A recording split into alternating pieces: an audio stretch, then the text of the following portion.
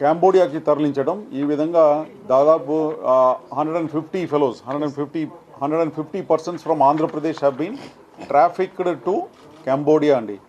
కాంబోడియాలో తీసుకువెళ్ళేసి వీళ్ళ ద్వారా అక్కడ మన వేరియస్ ఆన్లైన్ స్కామ్స్ ఏదైతే ఉందో అదంతా కూడా బలవంతంగా వీళ్ళని ఒక రూమ్లో కూర్చోపెట్టేసి వాళ్ళకి భోజనాలు ఇవ్వకుండా ఈ విధంగా వాళ్ళ మీద ఒత్తిడి తీసుకొచ్చేసి వాళ్ళ ద్వారా ఇండియాలో స్కామ్స్ నడిపించటం.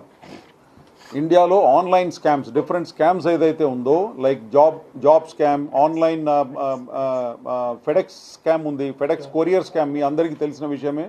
ఫెడెక్స్ కొరియర్ స్కామ్, తర్వాత క్రిప్టో కరెన్సీ రిలేటెడ్ స్కామ్స్, ఇవి అన్నీ కూడా అక్కడ బలవంతంగా ఒక రూమ్లో కూర్చోపెట్టేసి టాస్క్ గేమ్ స్కామ్స్ ఇవి అన్నీ కూడా మన వాళ్ళందరినీ కూడా ఇక్కడ నుంచి డేటా ఎంట్రీ ఆపరేటర్ ఉద్యోగం ఇప్పిస్తామని చెప్పేసి వీళ్ళ దగ్గర నుంచి కొంతమంది ఏజెంట్స్ ఉన్నారు, మన ఇండియన్ ఏజెంట్సే ఉన్నారు. ఆ ఇండియన్ ఏజెంట్స్ వీళ్ళ దగ్గర నుంచి ఇక్కడ లోకల్గా ఎవరినైతే మేము ఇప్పుడు అరెస్ట్ చేసినామో వాళ్ళు ముగ్గురిని మేము పట్టుకున్నాము. వాళ్ళు వీళ్ళ దగ్గర నుంచి అన్ఎంప్లాయిడ్ యూత్ దగ్గర నుంచి 1.5 lakhs చొప్పున కలెక్ట్ చేసుకొని తర్వాత 1.5 lakhsలో 80,000 కాంబోడియా వాళ్ళకి ఇస్తారు. ఎవరికి? కాంబోడియా వాళ్ళకు.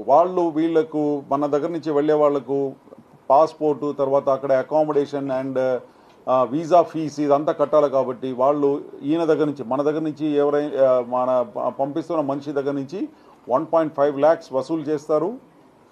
దాంట్లో 80,000 కాంబోడియా వాళ్ళకి పంపిస్తారు. కాంబోడియాలో ఫర్దర్ ఏజెంట్స్ ఎవరైతే ఉన్నారో వాళ్ళకు 80,000 పంపించేసి వీళ్ళు 70,000 ప్రాఫిట్ రూపంలో వీళ్ళ దగ్గర పెట్టుకుంటారు. ఆ విధంగా ఉన్న ముగ్గురు ఏజెంట్స్ ఎవరైతే దాదాపు 150